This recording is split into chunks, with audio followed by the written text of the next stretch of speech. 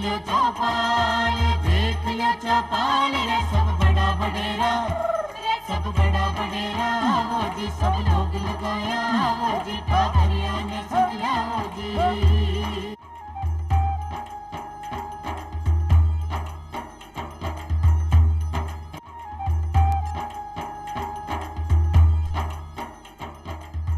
चौपाल देखने वाला सबला दर्शका ने राम राम सा।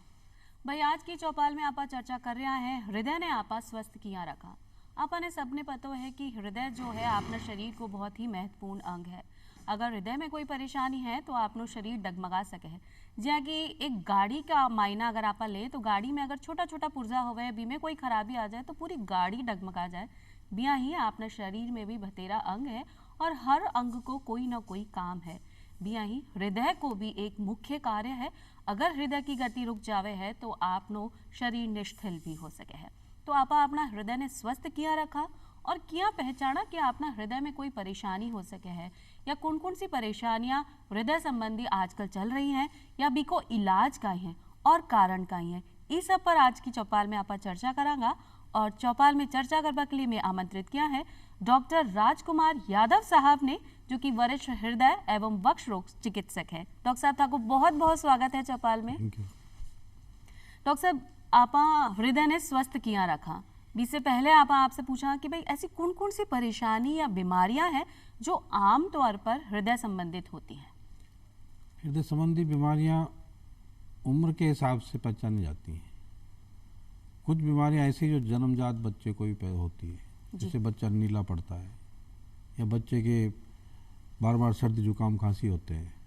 ऐसे जो बच्चे होते हैं उनमें फिर जांच कराने तो पता पड़ेगा उनमें कोई होल है हार्ट में या किसी का वाल्व सिकुड़ा हुआ है, तो ये जन्म से होती है। ऐसे जब उम्र बढ़ती है, जब बच्चा बड़ा होता है तो कुछ इन्फेक्शंस डिजीजेज और इसमें ऐड हो जाती है। जन्मजात बीमारियां अगर उस टाइम प्रेजेंट नहीं करी तो वो चलती रहती है। कुछ बीमारियां जन्मजात ऐसी भी होती है जिन्हें पता ही नहीं पड़ता, न बच्चे को न माता पिता को पता पड़ता। डॉक्टर के पास जाएंगे तो जांच कराएंगे तो पता पड़ेगा। फिर बाद में जैसे उम्र बढ़ती है, बड़ा बच्चा होता है तो कोई इन्फेक्शन आ जाते हैं, उसमें रूमेटिक हार्ट डिजीज आ जाती है, एक पेरिकार्डाइटिस आ जाती है, ट्यूबरकुलर पेरिकार्डाइटिस आ जाती है। ये जो बीमारियां जो है हृदय के वाल्व को ख़राब कर देती है। तो बाद में जब 12-15 साल से जो 30-35 साल तक की जो उम्र है, इसमें ये वाल्व की बीमारियाँ ज़्यादा होती हैं। फिर वाल्व की बीमारियों में फिर जो हार्ट अटैक की बीमारियां ऐड हो जाती हैं। जैसे जैसे 30-40-45 साल की तो कोलेस्ट्रॉल से जो खून की नसें होती है हृदय की वो बंद होने लगती, तो फिर हार्ट अटैक वो लगता। या कभी कोई हार्ट का जो ना हार्ट फेलियर में चला जाता है किसी भी कारण से, बीमारी से या बिना बीमारी के। और कुछ गर्भावस्था की बीमारियां भी होती हैं, जो गर्भावस्था में हाथ कमज़ोर हो जाता है हार्ट किसी लेडी का, वो है। या अगर कोई बीमारी उसको पहले से ही गर्भावस्था के कारण उसकी बीमारी का गर्भावस्था में जाकर पता लगता है कि इसके भी वाल खराब था या इसके जन्मजात होल था। और जब आदमी बड़ा हो जाता है, वृद्धावस्था आती, तो हार्ट में डिजेनरेटिव बीमारी आ जाती है। पहले सब ठीक थे उसकी वाल ऑर्गन वगैरह, लेकिन डिजेनरेशन जैसे कैल्शियम डिपॉजिट होता है तो उससे नसें ब्लॉक हो जाती है, वाल खराब हो जाते हैं, हार्ट का फंक्शन कम हो जाता है। तो ये वृद्धावस्था की बीमारी है।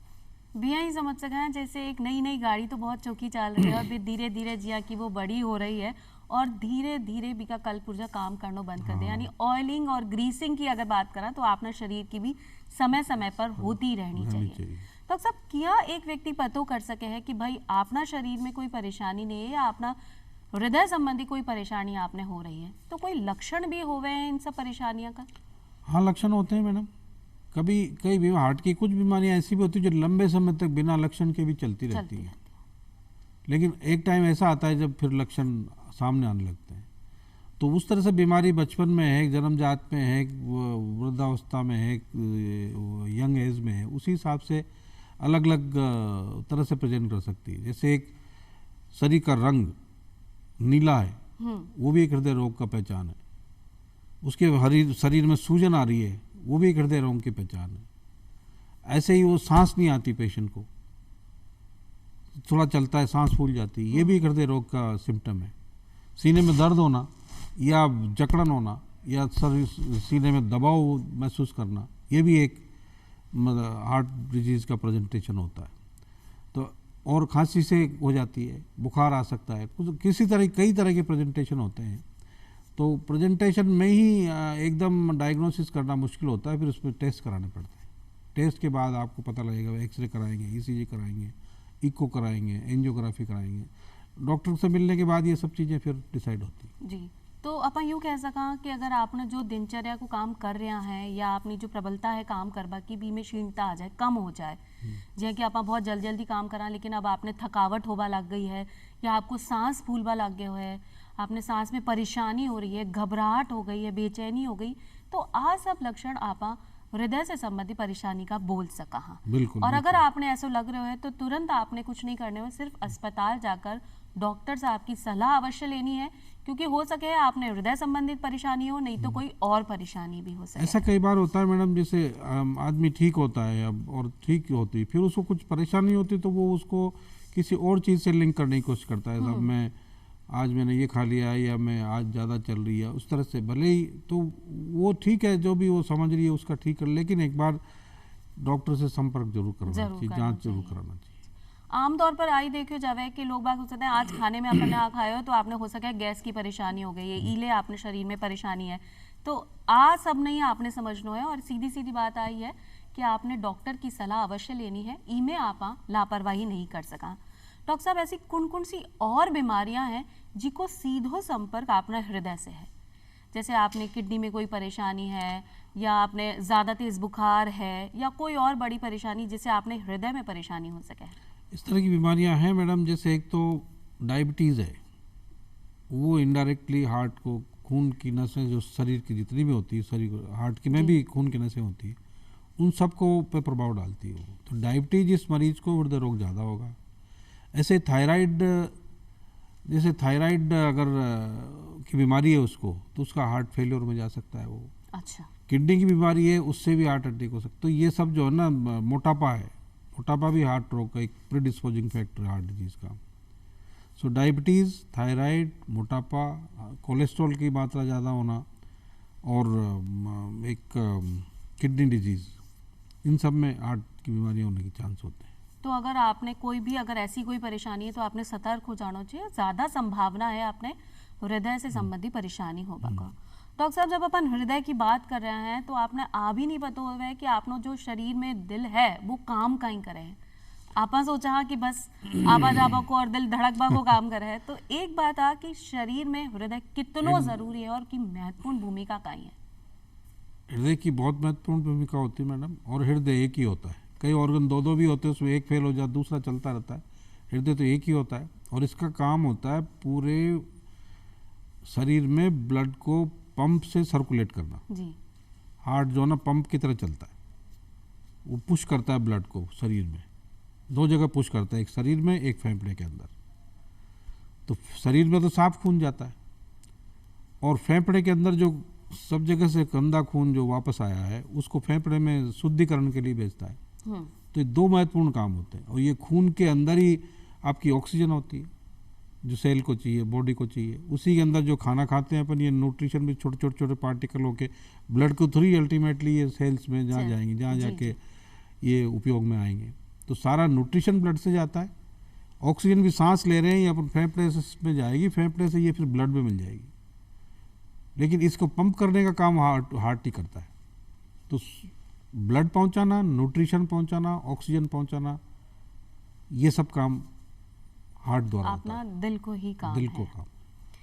तो जब आप बात कर रहा कि दिल में परेशानी हो गई है, हृदय संबंधी हार्ट अटैक आ गया है, साइलेंट अटैक आ गया है या अपने दिल में सूजन हो गई है, डॉक्टर साहब इको कारण काई हो गए? आ सब परेशानियों को मुख्य कारण काई है? मुख्य कारण तो मैडम जन्मजात भी होता है कारण।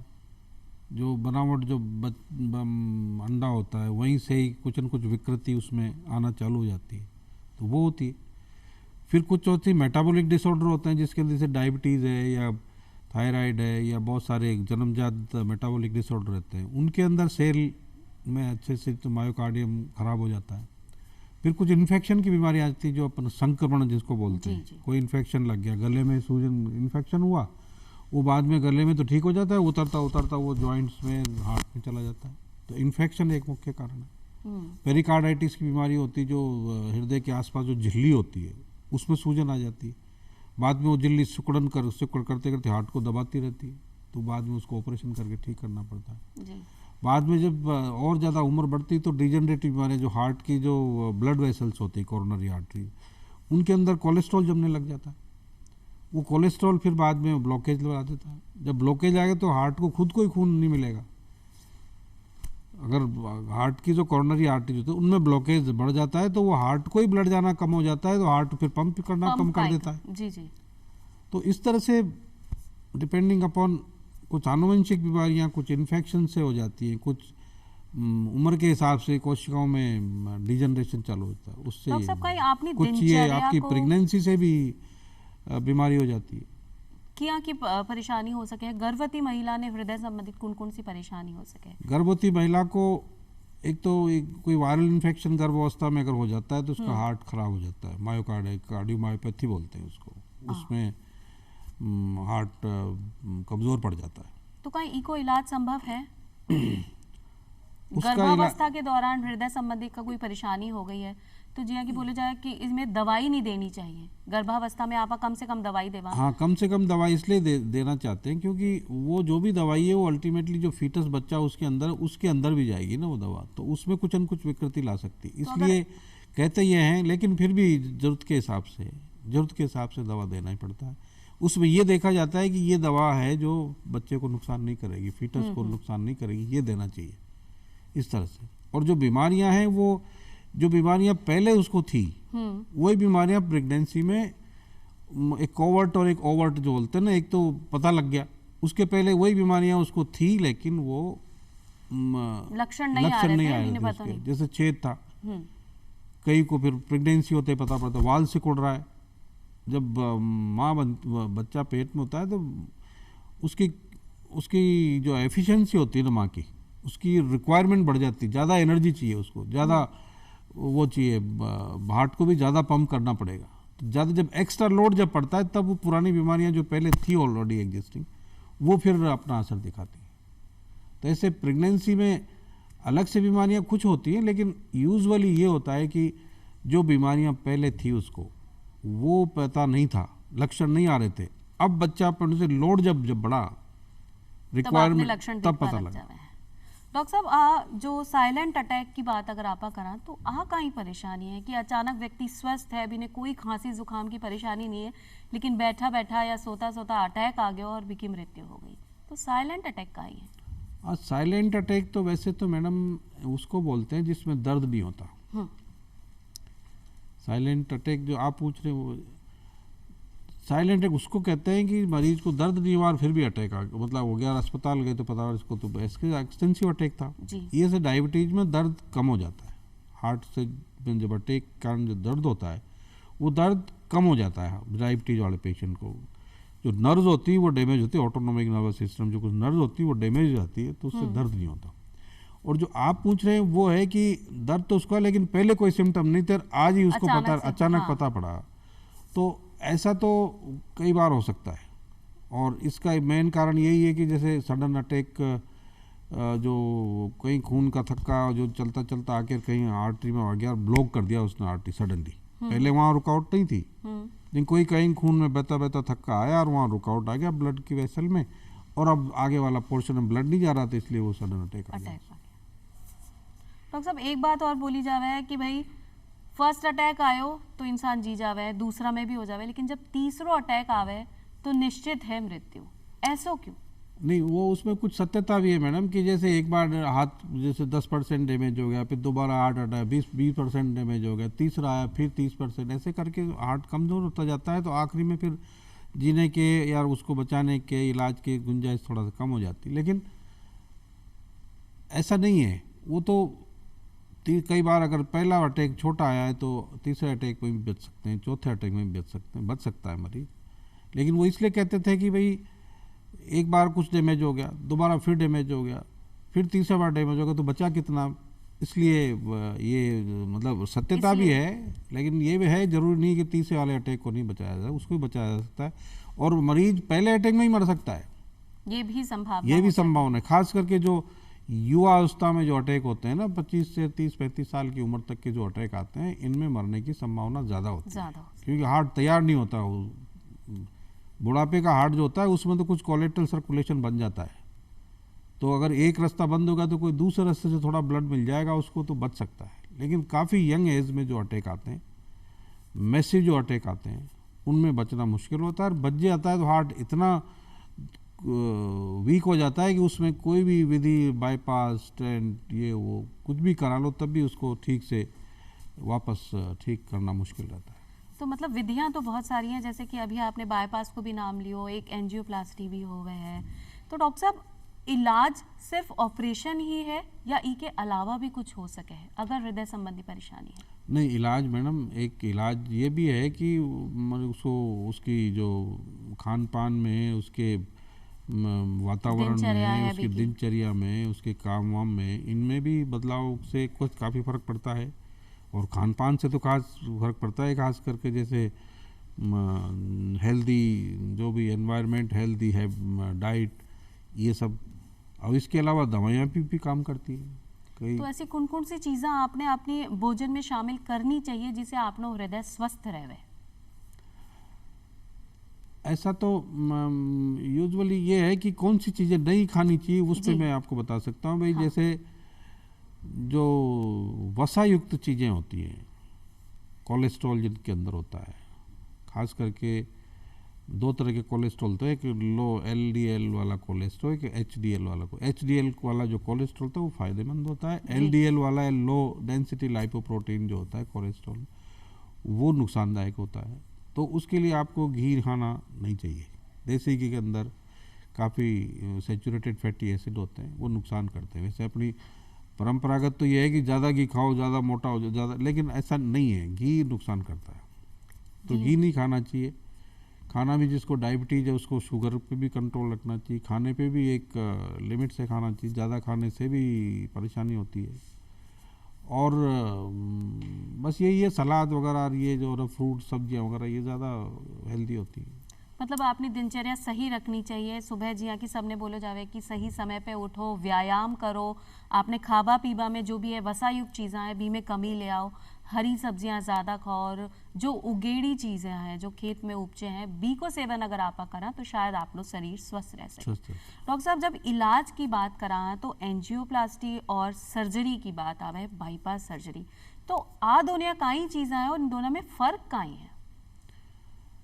मैडम, सर्जरी तो वो तो चीरा लगा के ऑपरेशन करते हैं, हार्ट को एक्सपोज करके बाकायदा अपने सामने हार्ट को ऐसे, और उसमें बाल बदलने का, या बाईपास है जो भी है, वो तो पूरा सीना चीर देते थे और सूरज चीन के पूरा हार्ट सामने ला के उसके बाद वो बाईपास सर्जरी, उसमें फिर जहाँ जहाँ ब्लॉकेज है उसको बाईपास करते हैं। यहाँ से नस निकाल देते हैं पाँव से, या एक नस को left इंटरल memory artery, right इंटरल memory artery अंदर से भी निकाल के जहाँ जहाँ ब्लॉकेज है वहाँ बाईपास बना देती है। बाईपास बिल्कुल वैसा ही होता है जैसे अपन रास्ते कहीं जा रहे हैं, कोई रास्ता ख़राब हो गया तो खेत से बाईपास बना देते हैं, मोड़ देते हैं, उसी तरह से जब तक वो वही बाईपास यहाँ होता है। इधर ठीक है, नस यहाँ ठीक है, बीच में ख़राब है तो यहाँ से यहाँ तक बाईपास जोड़ दिया, इधर से खून अब इधर से जाने लगेगा, वही बाईपास। और ये जो एंजियोप्लास्टी होती है इसके अंदर वो नस से यहीं से जांग से या यहाँ से आर्टरी में जो धमनी होती है उससे वो तार डाल के और जहाँ रुकावट है उसी के अक्रॉस तार डाल देते हैं। ये एक एंजियोग्राफी मशीन होती है, उसके अंदर वो होता है, तो उसमें फिर बाद में उसको एक बैलून घुसाते हैं उसमें। ये सब काम यहीं से कंट्रोल होता है। पहले एक तार डालेंगे, फिर उसमें बैलून डालेंगे, फिर बैलून को फुलाएंगे, जो वो पोर्शन सिकुड़ा है वो चौड़ा हो जाएगा। अब चौड़ा होने के बाद उसको स्टेंट डला देते हैं उसमें। स्टेंट से वो एक तरह से चौड़ा का चौड़ा ही रहेगा, वो जैसे सेंधा बोलते हैं ना, उस तरह से ही है कि चौड़ा तो आपने बैलून से किया, फिर वापस वो सिकुड़ ना जाए, वो चौड़ा का चौड़ा ही रहे, तो वहाँ एक स्टेंट डाल दिया है। जगह भर दी जावे जिससे आसपास जावा को रास्ता तो बड़ा है, लेकिन वो बीच में से जाता है, आसपास तो उसकी दीवार होती है, जैसे अपनी ये जो बॉल पेन की जो स्प्रिंग होती है वैसे ही आप वैसे ही जो, हाँ, तो बीच में रास्ता है और आसपास वो स्टेंट है। तो डॉक्टर साहब के लिए आपने सावधानी के बरतनी चाहिए, अगर आपने बाईपास करा ली है तो बाईपास के बाद मरीज ने के सावधानी बरतनी चाहिए जिससे बाद में दोबारा परेशानी ना हो सके? भाई कुछ दिन तक 10-15 दिन जब तक घाव वगैरह बढ़ते हैं, टाँके वाँके करते हैं, जब तक तो मरीज को थोड़ा रेस्ट करना पड़ता है। बाकी इसके बाद तो फिर आदमी अपनी दिनचर्या नॉर्मल कर सकता है। खाने पीने में तो वही है जो पहले जो बचाव के जो साधन है, जिसमें एक वॉकिंग, जॉगिंग, थोड़ा लंबा चलना, इतना इस तरह से चलना कि पसीना आवे, ताकि एनर्जी, एक्स्ट्रा एनर्जी, फैट वो बर्न हो। दूसरा जो खाने में यही कि वसा युक्त चीज़ें नहीं खानी चाहिए आपने। और जो टोबैको है, ये तम्बाकू, चाहे किसी भी रूप में लो आप उसको, चाहे जर्दे के रूप में लो, चाहे बीड़ी सिगरेट के रूप में लो, चाहे सूंघने के रूप में लो, चाहे जर्दा खाने के, ये सब नुकसान करता है, ये सब बंद कर देना चाहिए जी। तो आपने अगर स्वस्थ और साथ में और कोई बीमारियां हैं जैसे डायबिटीज भी है, ब्लड प्रेशर है, या थायराइड है, या किडनी डिजीज है, या कोई कोलेस्ट्रॉल ज़्यादा है, तो उनका इलाज समानांतर चलना चाहिए। कोई भी परेशानी अगर आपने है तो बी को इलाज आपने समय समय पर लेते रहना चाहिए और लगातार लेना चाहिए, जिससे बीमारी जड़ से खत्म हो जाए। नहीं तो वो बीमारी आपने हृदय ने भी परेशान कर सके है और नौबत ऐसी आ जाएगी कि भाई आपने हार्ट में स्टंट डलाना पड़े या फिर आपकी सर्जरी करनी पड़े। डॉक्टर साहब, जब दवाइयों का ये भी होता है मैडम कि जो है ना, दवाएं जैसे डॉक्टर ने सब मिलना भी पड़ता है। ऐसा नहीं एक बार कई कुछ मरीज होते हैं 5 साल पहले दवाई लिख देता, साहब ये दवाई माफिक आ रही है और मैं इसको ठीक हूँ तो मैं तो ये लेते रहूँ लगातार, उस बीच में मिलता है नहीं वो डॉक्टर से। तो ऐसा नहीं करना चाहिए। जितना टाइम, भाई महीने 2 महीने 3 महीने जो भी टाइम बताए, डॉक्टर से बोल दो साहब मैं दूर रहता हूँ, मुझे थोड़ा लंबा लिख दो, तो खुद अपना आप 3 महीने 6 महीने की लिख देगा। लेकिन ऐसा नहीं कि आप अपने आप ही उसको ले रहे हैं, मिल नहीं रहे, वो गलत बात है। तो मतलब जितना समय के लिए आपने दवाई दी गई है वो लेनी भी चाहिए और 20 समय के बाद तुरंत डॉक्टर से मिलना चाहिए कि भाई आगे की प्रक्रिया में कुछ बदलाव भी हो सके, दवाइयाँ में भी बदलाव हो सके। डॉक्टर साहब, जब सर्जरी हो जावे है अपनी तो एक ट्रांसप्लांट आवे है, तो ट्रांसप्लांट कब होवे है? ऐसी कौन सी स्थिति आ जावे है एक मरीज की कि इन्हें ट्रांसप्लांट की आवश्यकता पड़े है? मैडम ट्रांसप्लांट तो आजकल ये 1994 में गवर्नमेंट ऑफ इंडिया ने एक ऑर्गन ट्रांसप्लांटेशन बिल पास किया था। उससे तब से ट्रांसप्लांट, ऐसा कोई भी ऑर्गन इतना खराब हो गया हो कि अब उसका कोई इलाज संभव नहीं किसी भी विधि से, न दवाई से, न कोई ऑपरेशन से, न कोई डिवाइस मशीन से। ऐसे में ट्रांसप्लांट कोई मरीज अनलकी, कोई किसी के हेड इंजरी हो गई, कुछ मर रहा है कोई आदमी, तो वो ट्रांसप्लांट उसका अंग निकाल के, उसका हार्ट निकाल के, उसका फेफड़ा निकाल के मरीज में लगाया जा सकता है जी। उससे कई उसकी भी विधि होती है और कई कुछ कैसे जैसे भी जिनको ट्रांसप्लांट कराए 10 साल हो गए, 5 साल हो गए, पर तो ये एक ऐसी विधि है जिससे मरीज को रखा जा सकता है। तो लेकिन ये उन्हीं में है जिनमें और कोई परेशानी नहीं और कोई तरीका नहीं बचा हो इलाज करने का, तब ट्रांसप्लांट कराता है। मतलब ट्रांसप्लांट आपने लास्ट से पहले आपा जो अगर आपने स्टंट की या कुछ रुकावट हो गई है तो आप स्टंट डलवा सका है, एंजियोप्लास्टी करा सका, या आपने हृदय में पूरी ही चेंज की जरूरत है तो आप बाईपास ले सका। और अगर यह भी परेशानी नहीं है कि पूरा ही हृदय खराब ही हो गया, बिल्कुल ही काम नहीं कर रहे हो, तो अंतिम चरण में आवे है ट्रांसप्लांट, तो आप ट्रांसप्लांट को सहारो ले सका। डॉक्टर साहब, इसकी सफलता पर कितनो आप संदेह कर सका या नहीं? 100% सफल होवे ही है ट्रांसप्लांट? देखो मैडम, ट्रांसप्लांट भी हो, चाहे बाईपास भी हो, चाहे स्टेंट हो, चाहे सबकी सफलता के बारे में ऐसा पक्का नहीं है कि ये इतना चलेगा जी। ये सब डिपेंड करता है, क्योंकि ये जो भी उसको डिवाइस लगाई है, हार्ट लगाया, अब उसकी बॉडी उसको एक्सेप्ट करती ही नहीं करती, रिजेक्ट कर देती है कई बार। हार्ट लगाया तो ऐसे बहुत सारे टेस्ट करके पहले देखते हैं कि भाई इसमें रिजेक्शन के चांस कितने हैं, HLA टाइपिंग करते हैं, क्रॉस मैच करते हैं ब्लड का, ये सब देख के सेम ब्लड ग्रुप होना चाहिए, कई चीज़ें मिला के देखते हैं, साइज मैच होनी चाहिए। अगर 20% से ज़्यादा बड़ा छोटा हार्ट है तो वो उसके अंदर वो भी आपने ध्यान रखना चाहिए। तो ये पहले से देखते हैं, फिर उसको लगाने के बाद कई तरह की दवाइयाँ दी जाती है। जी, कि डॉक्टर साहब ने अभी आपने बताया करे हृदय संबंधी परेशानी आपने बहुत हो सके है, लेकिन सबको इलाज भी संभव है। तो स्वयं डॉक्टर बनबा के जरिए आप चिकित्सक के पास जावें और आपनो इलाज सही समय पर लें कि परेशानी इतनी लंबी ना हो जाए कि आपने इलाज संभव ही नहीं हो पाए। डॉक्टर साहब थे आया और इतनी चोखी जानकारी आज अपना दर्शका ने दी, बिने थाने धन्यवाद देना चाहा। और आज मैं चला फिर मिलांगा एक नई जानकारी के साथ, तब तक के लिए राम राम सा।